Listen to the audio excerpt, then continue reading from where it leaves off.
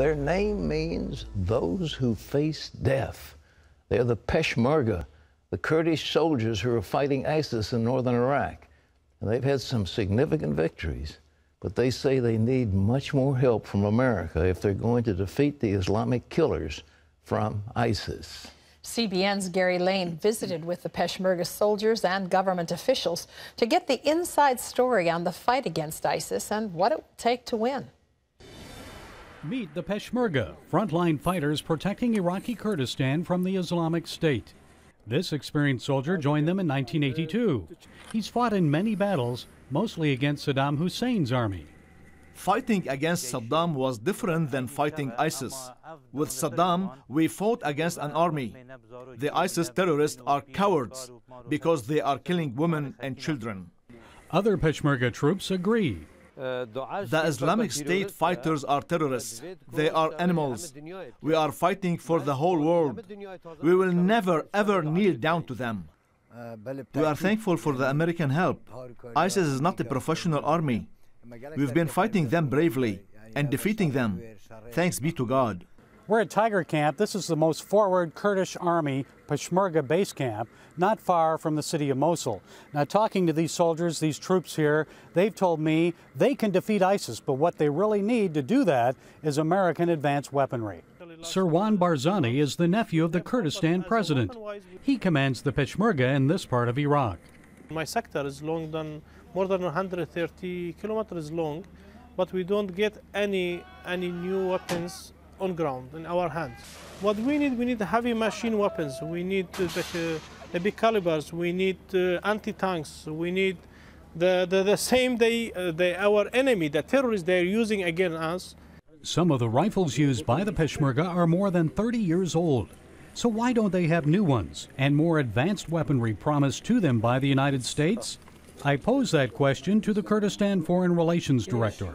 This is our question as well. Is there a political ceiling that they don't want the Kurds to be strong enough? So if there is resistance, where is it coming from? Washington or Baghdad? It's with both, because unfortunately Baghdad is part of the problem, is not part of the solution so far.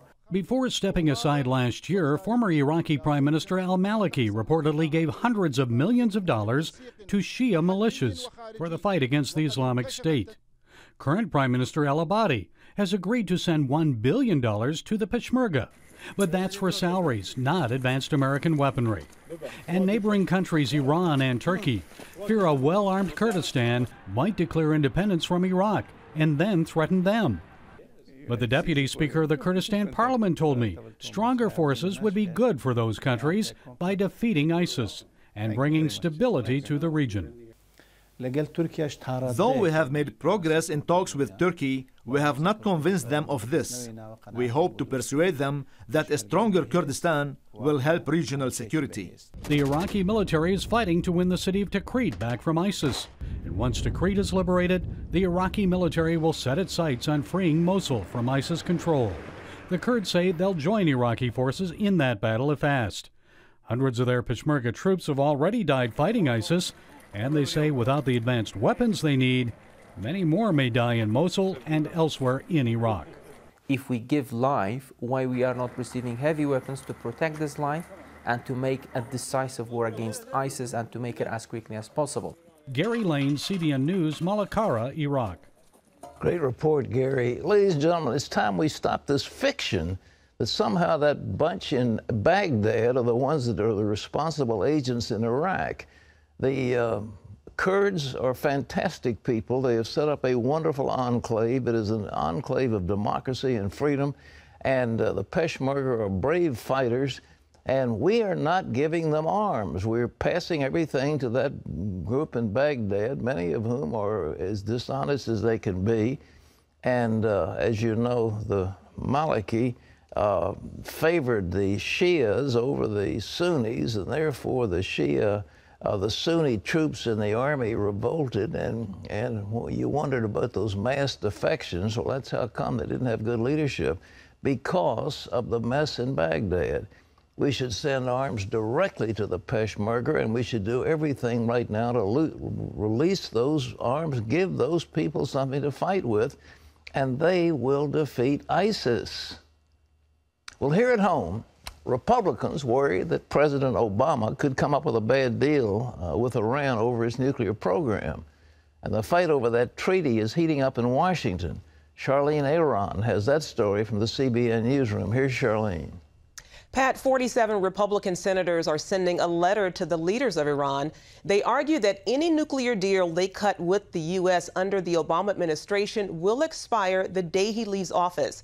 In an open letter to Iran, GOP leaders write, "You may not fully understand our constitutional system. We will consider any agreement regarding your nuclear weapons program that is not approved by the Congress as nothing more than an executive agreement between President Obama and Ayatollah Khamenei." The letter was organized by Arkansas Republican Senator Tom Cotton. White House officials and some congressional Democrats are outraged, saying the Republicans are trying to undermine President Obama in his talks with Iran. A group of 44 former state attorneys general are urging a federal appeals court to toss out the convictions of former Virginia Governor Bob McDonnell. They warned that the case could set a dangerous precedent, allowing federal prosecutors to make charges against state officials just for regular political activity. Heather Sells has that story. Former Virginia Governor Bob McDonnell is getting support from a bipartisan group of former state attorneys general who oppose his conviction on federal corruption charges. 23 Democrats and 21 Republicans filed a brief arguing McDonnell was convicted based on an overly broad definition of what constitutes an official action by a state politician, instead of just normal political activity. They wrote, at the very least, it empowers federal prosecutors to charge state officials with crimes for routine political pleasantries, casting a fog over every dinner with a constituent or appearance at a fundraiser. In September, a jury found McDonnell and his wife Maureen guilty of accepting more than $165,000 in gifts, vacations, and loans from Johnny Williams, a former business executive, in exchange for promoting his products. But Williams never received anything tangible in return for the gifts. And the attorneys general say McDonnell did nothing beyond normal politics.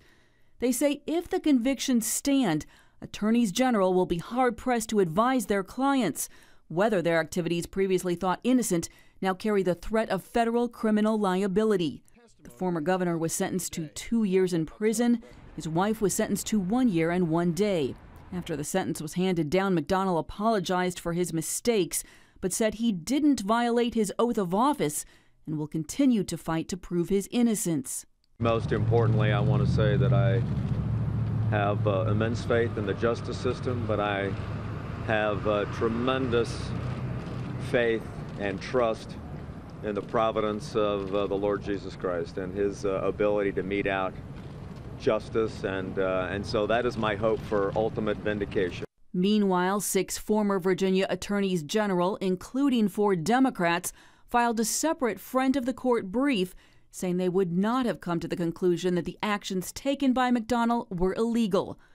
2 groups of law professors and a group of 120 business and public policy leaders are also standing with the former governor. Heather Sells, CBN News.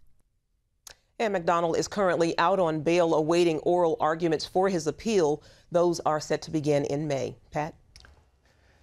In my opinion, that is an unprecedented outpouring of support for this man. I mean, the fact that it's bipartisan, Democrat and Republican from all across the nation, distinguished attorneys general, all saying that the judge erred, and already the Fourth Circuit has ruled in the idea of whether he could remain on bail and not go to prison. They attacked the indictment, that the indictment was wrong in law and fact. And unless some strange occurrence takes place along the way, it seems like the Fourth Circuit is going to overturn that conviction. Without question, the judge did wrong. His charge to the jury was outrageous, and he has himself acknowledged that there is an element of impropriety, that he probably should have recused himself because of his wife's desire to be on the state Supreme Court and so forth and so on. But nevertheless, he has given a very lenient sentence to Bob McDonnell in light of the fact he could have given him 8 or 9 years. But he's awaiting sentencing and waiting going to prison pending appeal. And it just seems like the Fourth Circuit ought to overturn the conviction. There is no law in Virginia that says that a person in public office cannot receive something from somebody as long as that something is disclosed. There's no law. So Bob McDonnell broke no law. So they said, well, it's the Federal Hobbs Act. Well, the Hobbs Act has to do in relation to official acts.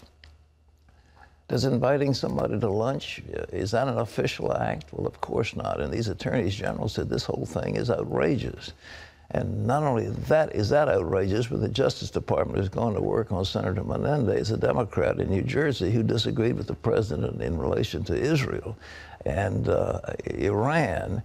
So that's another witch hunt. And now in the news today, Eric Holder says he's going to work on anybody who happens to be involved in some potential violation of the Federal Election Commission rulings.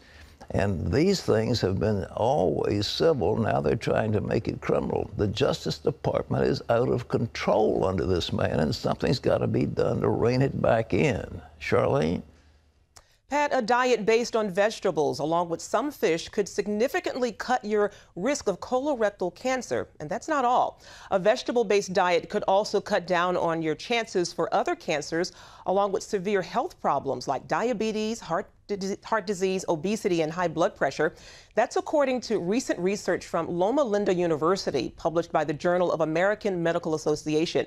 The study, which covered nearly 78,000 people, also found that even just cutting back on meat can help cut the risk of cancer. Experts say making changes in your diet can have significant impact on your health. Pat? We've been preaching it, Charlene. We've been preaching it over and over and over and over and over again. Vegetables, fish.